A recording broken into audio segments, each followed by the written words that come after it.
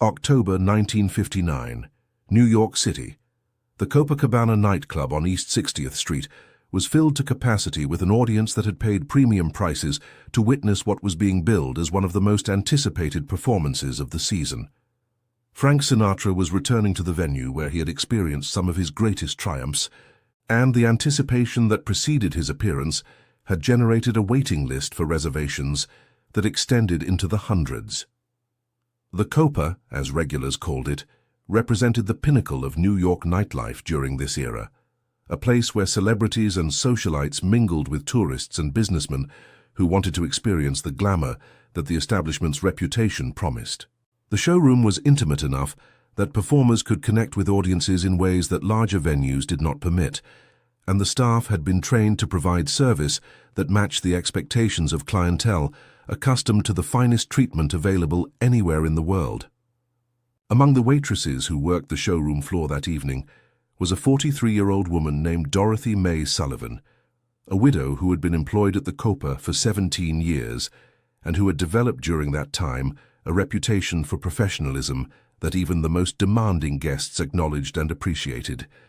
Her section assignments typically included the tables closest to the stage, positions that required handling of celebrities, and high rollers, whose tips could match a week's salary, but whose expectations could destroy careers if not met perfectly.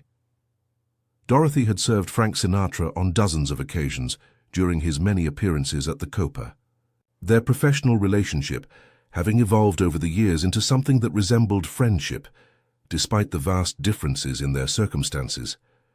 He requested her section whenever he performed at the venue, a preference that management honored because keeping Frank happy was among their highest priorities, and because Dorothy's service was genuinely excellent, regardless of who she was serving.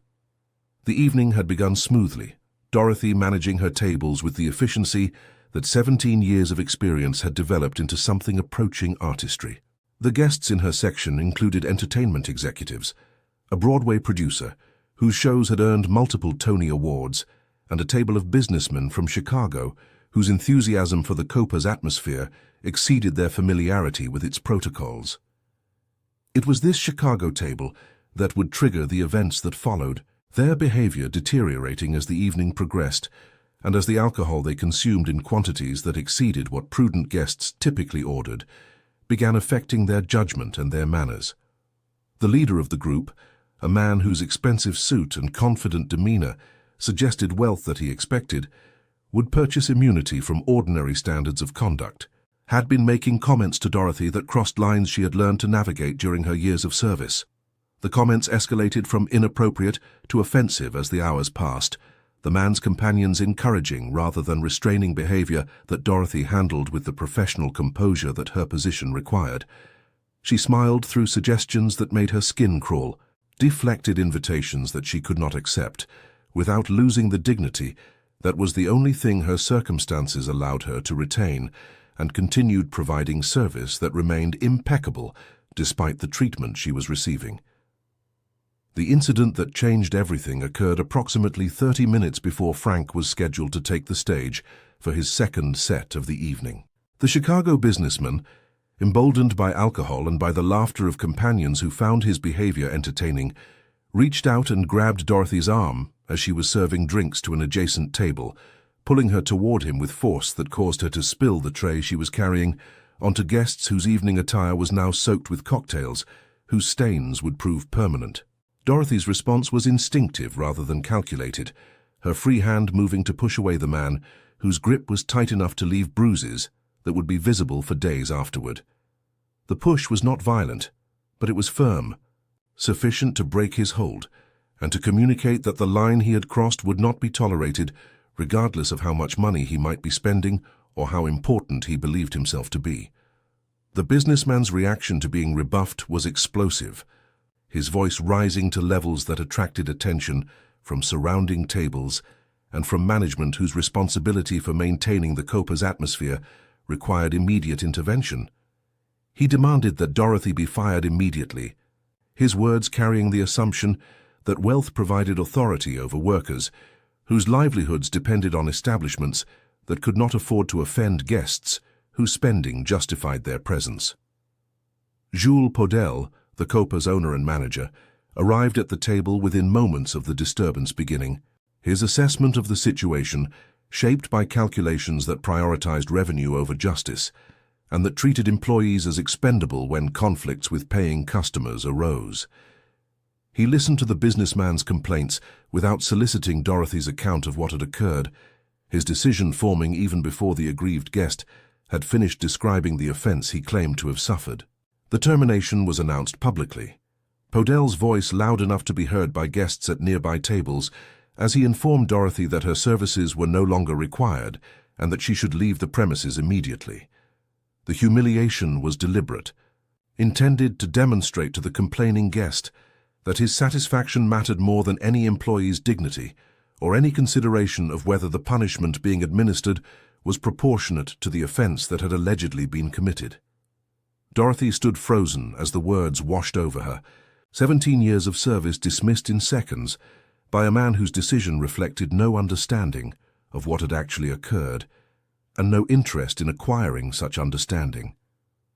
The career she had built, the relationships she had developed, the income that supported not only herself, but also the elderly mother who depended on her contributions, all of it was being destroyed because a drunk had grabbed her and she had pushed him away. Before continuing with this investigation, make sure you subscribe to this channel and hit that notification bell. What happened at the Copacabana in October 1959 involves one of the most dramatic confrontations between celebrity power and business authority in entertainment history. A waitress who was fired for defending herself against harassment, and Frank Sinatra's response that left everyone in the room silent and changed the Copa forever. By the end of this story, you will understand why Jules Podel reversed his decision within the hour, and why Dorothy Mae Sullivan never worried about her job again. Francis Albert Sinatra had been preparing for his second set in his dressing room when word reached him about what was occurring in the showroom. The messenger was another waitress whose loyalty to Dorothy exceeded her fear of management retaliation, a woman who understood that Frank's relationship with Dorothy might provide the only possibility of intervention that could reverse the injustice that was unfolding.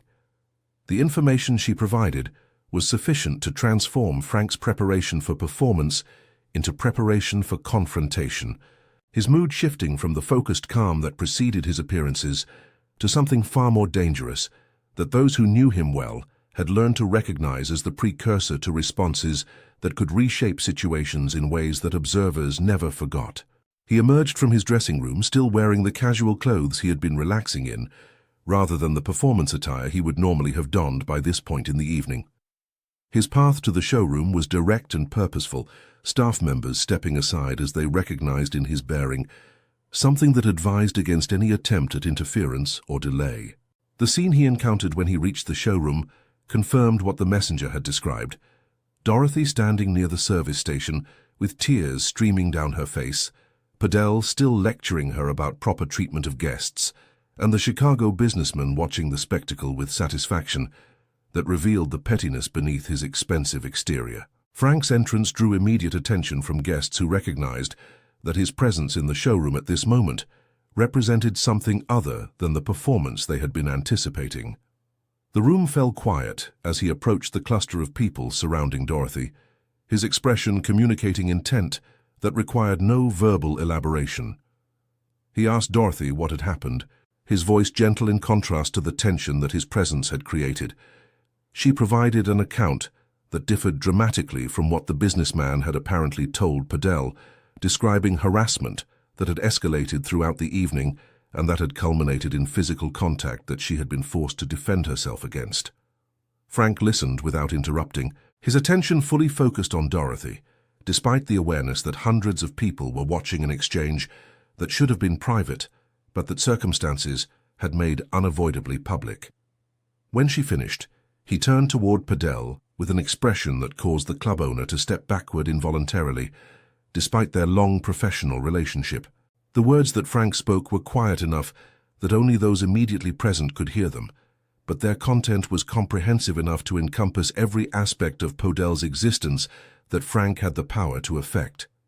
He informed the club owner that Dorothy would not be leaving, that her job was secure regardless of what any guest might demand, and that if Podell disagreed with this assessment, Frank would leave the Copa that evening and would never return.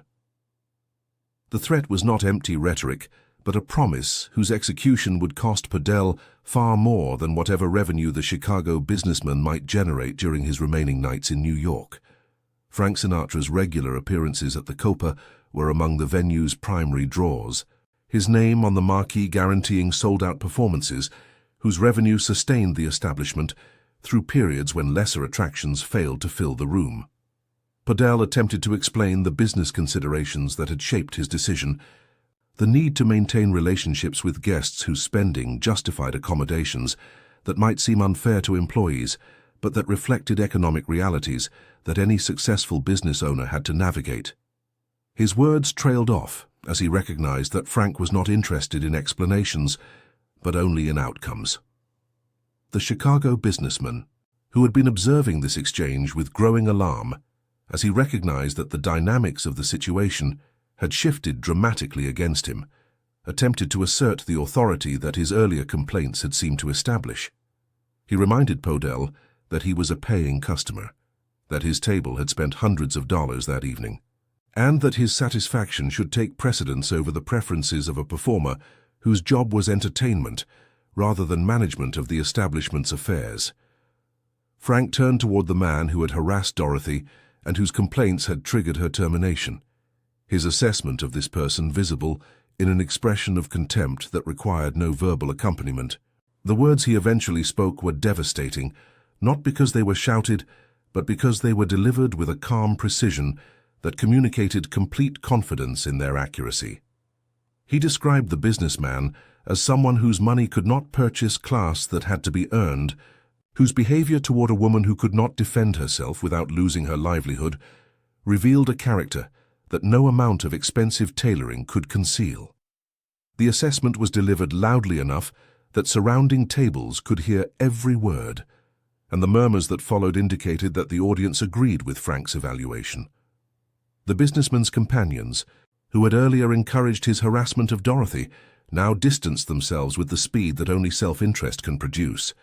Their body language communicated that they were not associated with their colleagues' behavior, that they were as appalled as anyone by conduct that had seemed amusing when there were no consequences, but that now appeared very different in the light of Frank Sinatra's condemnation. Podell recognized that the situation required resolution that would satisfy Frank without completely humiliating the guest whose spending, while less significant than Frank's contribution to the Copa's success, still represented revenue that any business owner preferred to retain.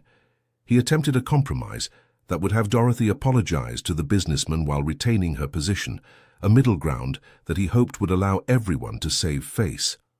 Frank rejected the compromise immediately, his response making clear that Dorothy would not apologize for defending herself against harassment, and that any suggestion to the contrary demonstrated a failure to understand what had actually occurred. The only apology that was appropriate, he declared, was one from the businessman to Dorothy, and from Podell to Dorothy for the treatment she had received. The demand for apologies from both men created a silence in the room that extended beyond the immediate participants to encompass guests at distant tables who were straining to hear what was being said and what would happen next.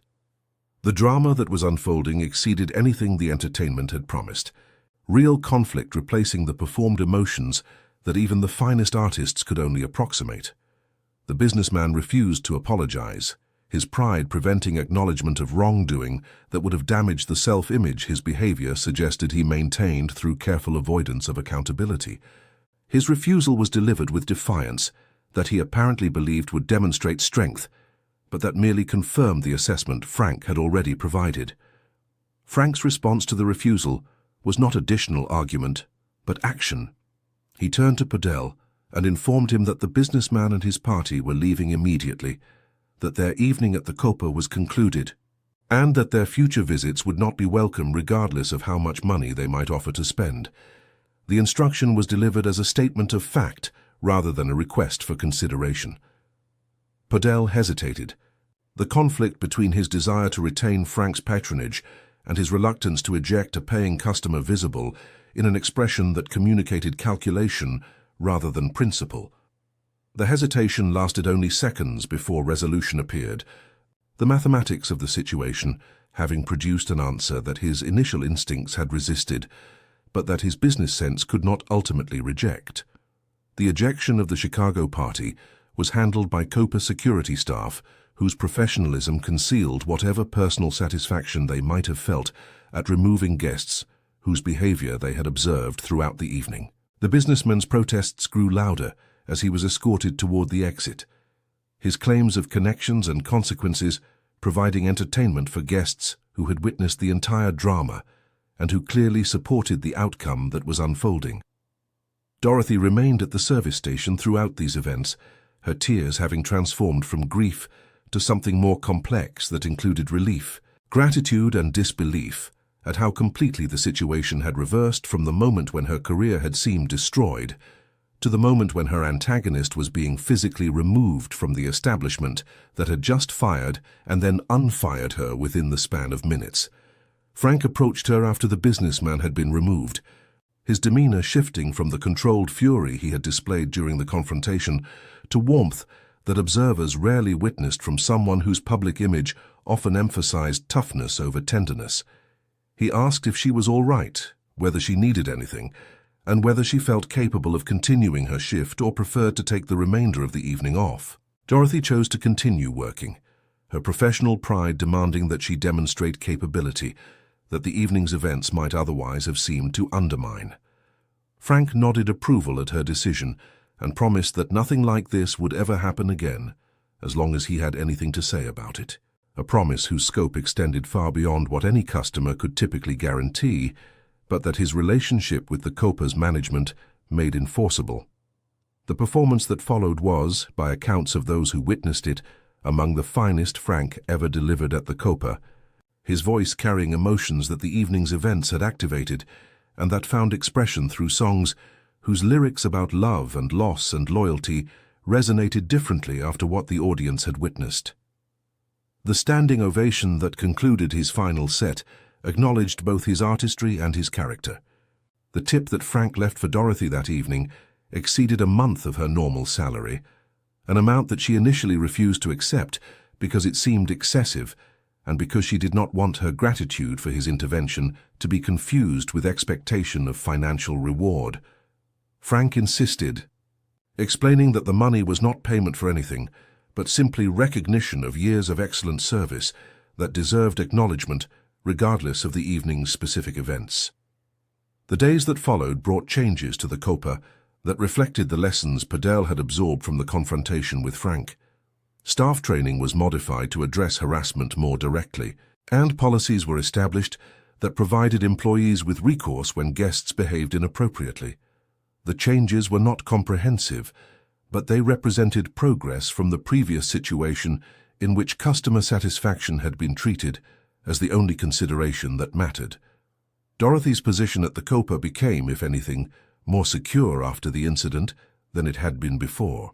Podell understood that any future mistreatment of her would reach Frank's attention and would produce consequences that the club owner had no interest in experiencing again.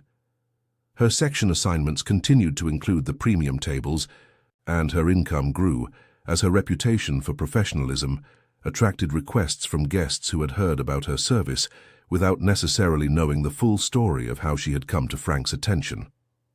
The relationship between Frank and Dorothy evolved following the incident, their professional acquaintance deepening into something that resembled the friendship that exists between people who have shared experiences that reveal character in ways that ordinary interactions cannot. He continued to request her section during his Copa appearances, their exchanges carrying warmth that reflected history rather than merely transaction. The story of what had happened at the Copa spread through New York's entertainment industry, with the speed that only dramatic narratives can achieve, the details sometimes embellished, but the essential truth preserved.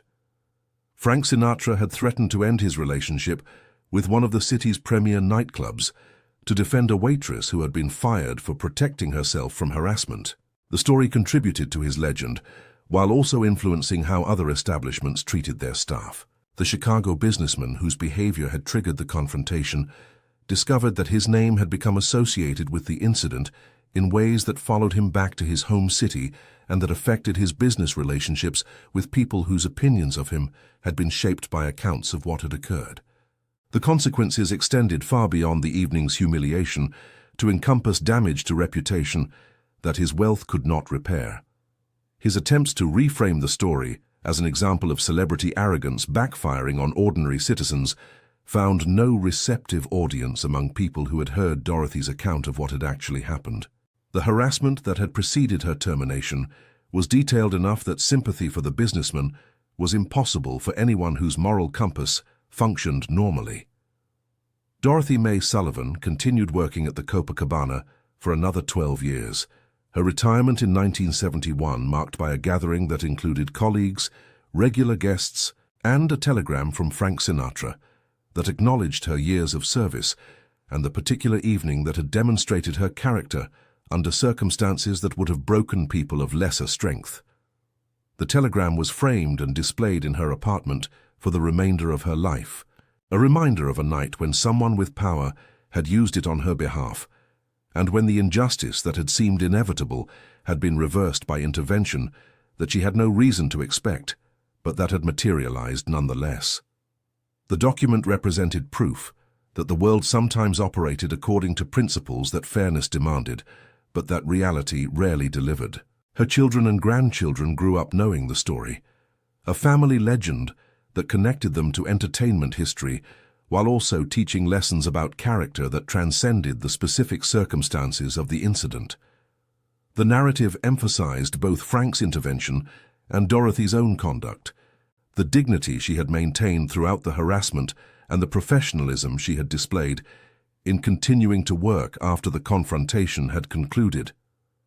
The Copacabana itself would eventually close, the venue that had witnessed so much entertainment history succumbing to changes in nightlife culture that made its model of dinner and show entertainment economically unsustainable. The building that had housed it was converted to other uses. The physical space where Frank had defended Dorothy transformed beyond recognition by renovations that erased evidence of what had occurred there.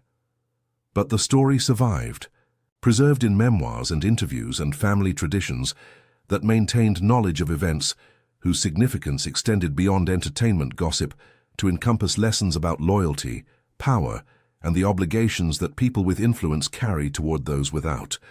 The narrative became part of how Frank Sinatra was understood, evidence of values that his artistic achievements might have overshadowed, but that his actions in moments of crisis revealed with clarity that no performance could match. Jules Podell died in 1973. His management of the Copa, having included both the incident with Dorothy and countless other decisions whose cumulative effect had been to create an establishment whose reputation for entertainment excellence was not always matched by its treatment of employees. His legacy was mixed, the venue's successes offset by practices that the confrontation with Frank had partially but not completely reformed.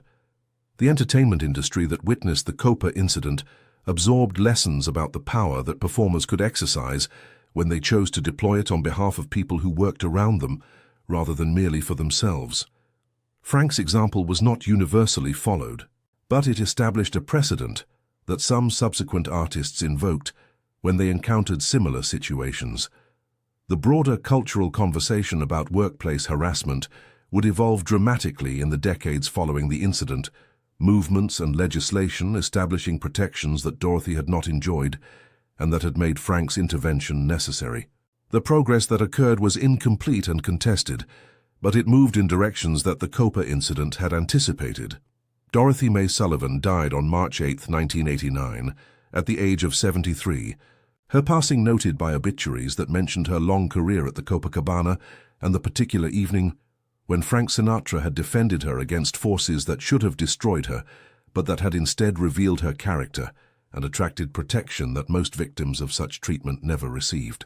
The funeral was attended by family and friends, whose knowledge of her story varied from intimate familiarity to vague awareness that something significant had occurred during her years at the Copa. Frank did not attend, his own declining health limiting his travel, but he sent flowers and a note whose contents remained private, but whose existence demonstrated that the connection forged during that October evening in 1959 had persisted across 3 decades. The lessons of the incident remained relevant as new generations encountered workplace dynamics that differed in specifics but that preserved fundamental patterns of power and vulnerability that Dorothy would have recognized immediately. The progress that had been achieved was real but incomplete, the struggles that she had faced continuing in modified forms for people whose circumstances provided no Frank Sinatra to intervene on their behalf. The story continues to be told because it addresses questions that remain urgent, about what people with power owe to those without, about how institutions should respond when guests or customers behave inappropriately toward employees, and about the character that emerges when principles are tested by circumstances that demand action rather than mere expression.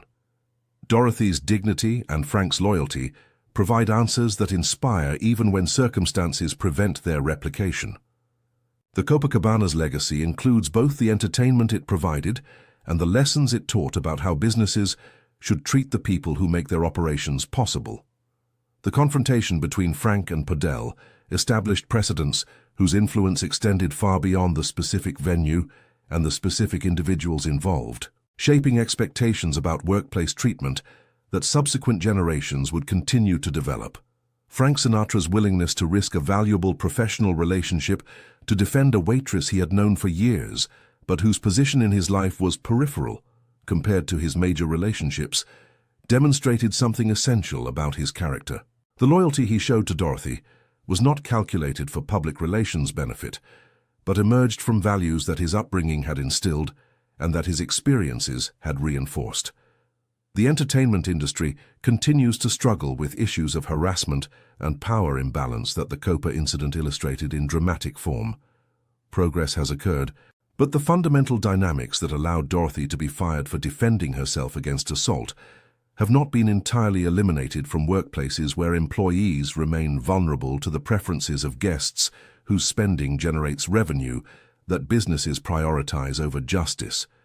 The story of what happened at the Copacabana in October 1959 remains relevant as a demonstration of what becomes possible when someone with power chooses to exercise it on behalf of someone without, when loyalty to a person matters more than accommodation of wealth, and when the character that manifests in crisis reveals values that ordinary circumstances might have concealed.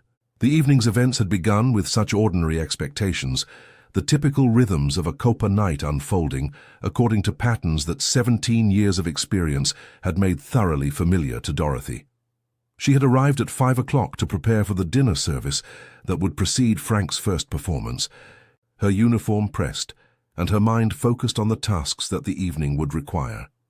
The assignment sheet had placed her in the premium section as expected, the tables closest to the stage where guests paid significantly more for proximity to performers whose artistry justified the premium.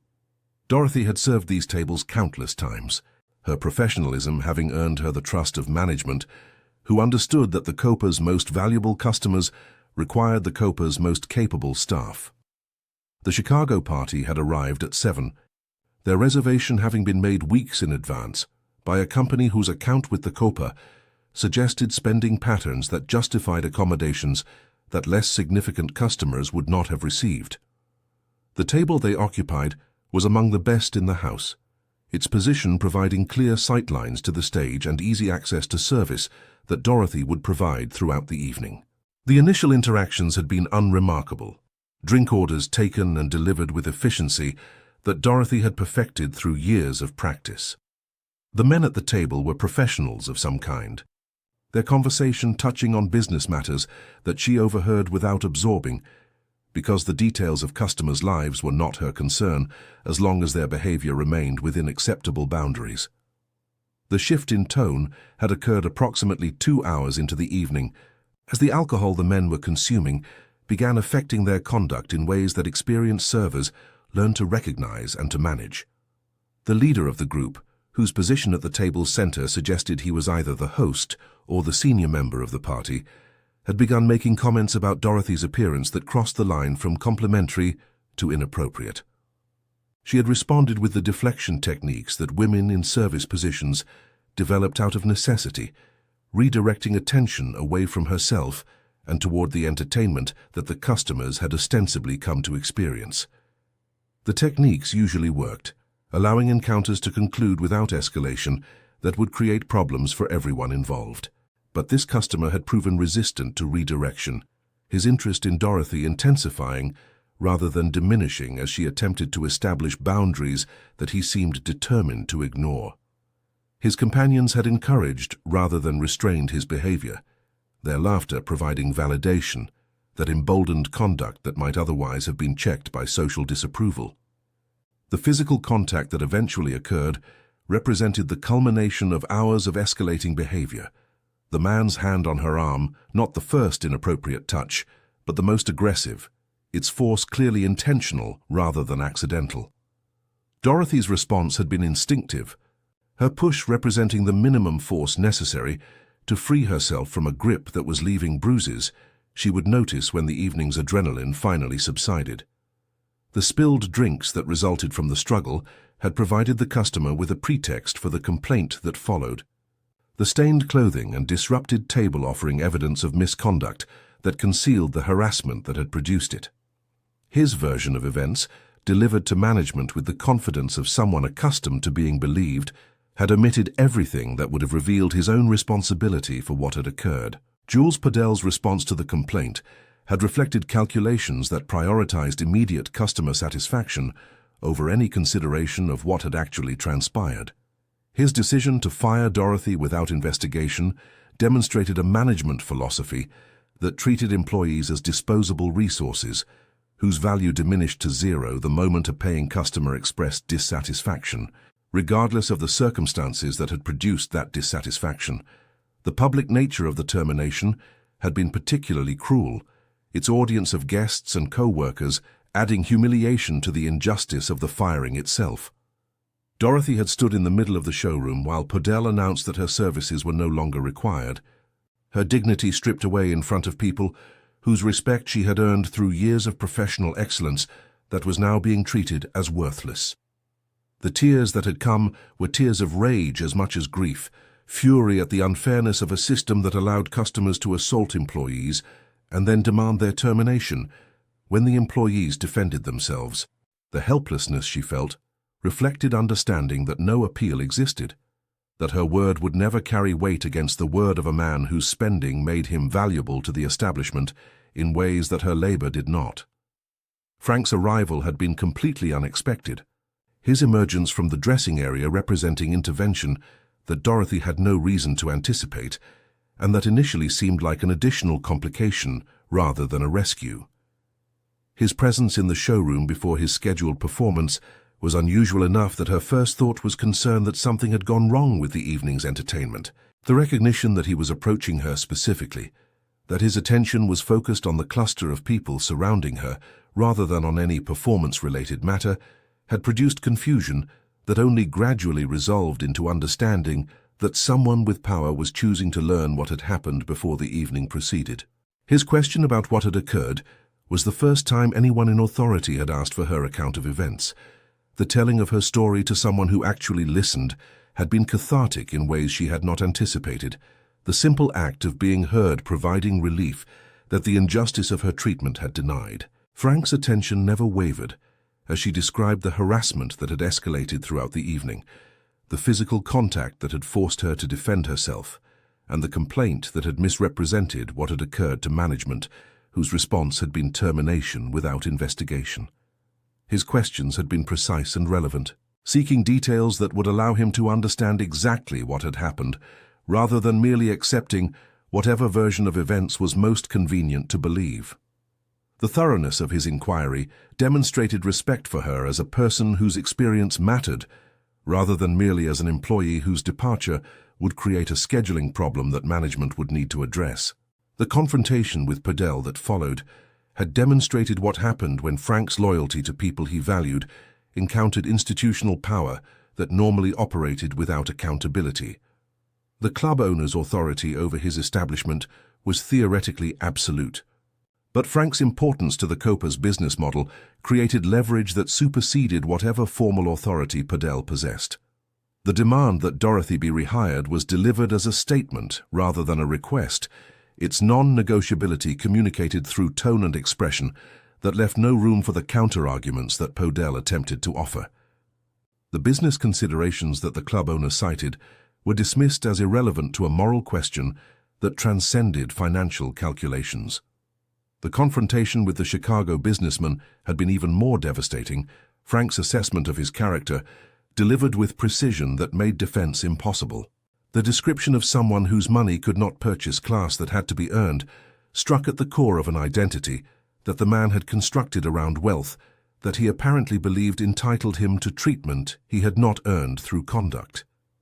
The ejection that followed demonstrated what happened when Frank's influence was deployed against someone who had earned his contempt. The businessman's removal from the Copa was physical confirmation that his behavior had placed him outside the boundaries of acceptable conduct and that his wealth provided no protection against consequences that Frank had the power to impose. The apology that Podell eventually offered Dorothy was extracted under pressure that the club owner clearly resented, but that he was unable to resist given the leverage that Frank possessed. The words were formal rather than heartfelt, but their delivery represented acknowledgement that the termination had been wrong, and that her position was secure regardless of what any future customer might demand. The performance that Frank delivered following the confrontation carried emotional weight that audiences sensed without necessarily understanding its source. The songs about loyalty and betrayal, and the importance of standing up for what was right, resonated differently after what had transpired, their lyrics acquiring specificity that connected abstract sentiments to concrete actions that everyone present had just witnessed. Dorothy's return to her duties that evening required composure that the preceding hours had severely tested. She moved through her section with professionalism that concealed the emotional turmoil that would only fully manifest when the evening concluded, and she could finally process what had happened. The mask she wore was one that service workers learned to maintain regardless of what was occurring beneath its surface. The tips she received that evening from guests who had witnessed the confrontation exceeded anything she had previously experienced, their generosity reflecting appreciation for what she had endured and what had been done on her behalf. The money was welcome, but secondary to the recognition that her dignity had been defended by someone whose intervention she had no right to expect. The days that followed brought attention that Dorothy had not sought and that she initially found uncomfortable. Co-workers treated her with a respect that seemed inflected with awareness of her connection to Frank, a status that she had not earned through her own actions, but that had been conferred through his intervention on her behalf. Management's attitude toward her shifted perceptibly. The awareness that any mistreatment would reach Frank's attention, providing protection that other employees did not enjoy.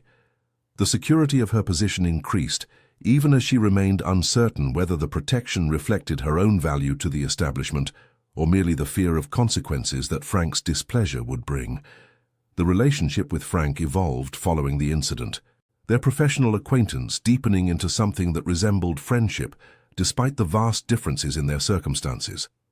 He continued to request her section during his Copa appearances, their exchanges carrying warmth that reflected shared history rather than merely transactional courtesy. He asked about her mother, whose health Dorothy had mentioned during the conversation when he had asked her to describe her circumstances. The inquiry was not perfunctory, but genuinely interested, and the updates Dorothy provided became a regular part of their interactions whenever Frank performed at the Copa. Her mother's care was eventually supplemented by assistance that arrived anonymously, but that Dorothy correctly attributed to Frank's intervention. The help was never acknowledged directly, maintaining a fiction that allowed both parties to preserve dignity that explicit charity might have compromised. The assistance continued until her mother's death in 1967, its source never formally confirmed, but never seriously doubted. The Copa's policies regarding employee treatment evolved following the incident. Podell's recognition that similar confrontations might occur in the future, producing changes that protected workers from the arbitrary exercise of customer power that Dorothy had experienced. The reforms were incomplete, but represented progress from the previous situation in which employee dignity had been entirely subordinate to customer satisfaction. The training programs that were implemented addressed harassment more directly than previous approaches had permitted, acknowledging that customers could be sources of problems rather than merely recipients of service. The shift in perspective was modest but significant, reflecting lessons that the confrontation with Frank had forced the establishment to absorb. Other Copa employees benefited from the changes that Dorothy's experience had produced. Their working conditions improved by reforms that she had not sought, but that her situation had made necessary. The protection that extended to her personally also extended to colleagues whose circumstances might otherwise have left them vulnerable to treatment similar to what she had endured. The story spread through New York's service industry, providing both inspiration and cautionary lessons depending on how it was interpreted. Some emphasized Frank's heroism in defending someone who could not defend herself, while others noted that such interventions were rare and that most workers could not count on celebrity protection when they encountered abusive customers.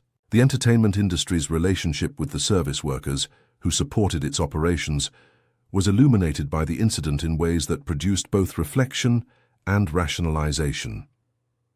Some artists followed Frank's example of treating service staff with respect and defending them when necessary, while others continued patterns of indifference or abuse that their power made possible.